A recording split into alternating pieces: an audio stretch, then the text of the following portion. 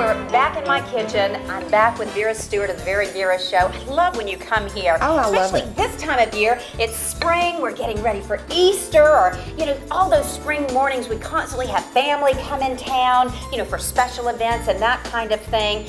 What kind of things can we do that's unique, different, and special using some of the things that we have in our kitchen for like Easter morning? So I've got two different ideas for you today. One really needs to be done kind of at the last minute, but it's so unusual you would only have to do that and something simple to go with it. The other idea is something that you can do in advance, that's easy to do, that you can get your young person involved with you. So other than dyeing eggs that we always do with our young people, this is one more thing that you can get them in the kitchen. So let's start with the first one.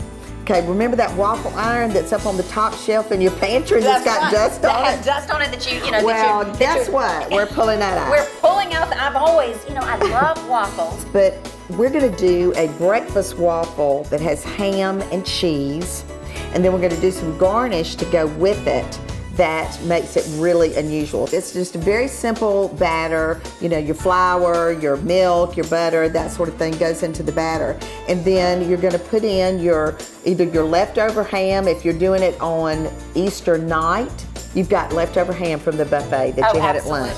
We're gonna chop that up. We're gonna put a little spring onion. We're gonna put some cheese. And you're gonna use either a third of a cup measuring cup or your gravy ladle as a measurement portion to pour into the center of the waffle iron. And then the garnish on this is so much fun. So you've gotten all your waffles made. Now we're gonna crack an egg on top of the waffle iron, and you can either shut the waffle iron and have a fully cooked all the way through egg, or you can leave it open for 10 minutes and it's going to be a soft egg, more like an Eggs Benedict sort of egg. Or that little egg over easy kind of thing. Exactly. We're not stopping there. I promised you one that you could make ahead in case you're going to be really busy that day, that you're going to try to do the early church service and have everybody over for brunch later. So this recipe incorporates our all-time favorite monkey bread. Monkey bread? Do you love monkey bread? Are you familiar with monkey bread? What is monkey bread? So this is basically, for most people, they'll call it a monkey bread. But you generally do that in a bundt pan, like you make your pound cakes in, and you use refrigerator biscuits, and I prefer the buttermilk as opposed to butter tasting or some of the other ones. So buttermilk Just buy biscuits. your buttermilk biscuit, and you can do your store brand or name brand. For this particular recipe, it doesn't matter.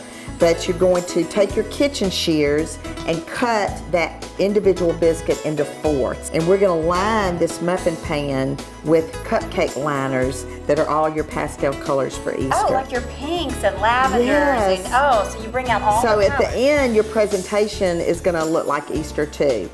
So we've cut the biscuit into the fourths. Now we've got melted butter, and we've got sausage, and we've got cheese, and we're gonna dip the biscuit into the butter and then roll it into the sausage and cheese mixture, and then just start layering it in your muffin pans. But this bakes for approximately 15 minutes. So literally you could do this part early and just bake it at the last minute. But I have on a regular basis made this, refrigerated it, or even frozen it, and then just warm it slowly in your slow oven or in a warming drawer right before you get ready to serve it. So whether you're getting ready for Easter or you're getting ready for a spring brunch or whatever it may be, this will be the way to go. Exactly.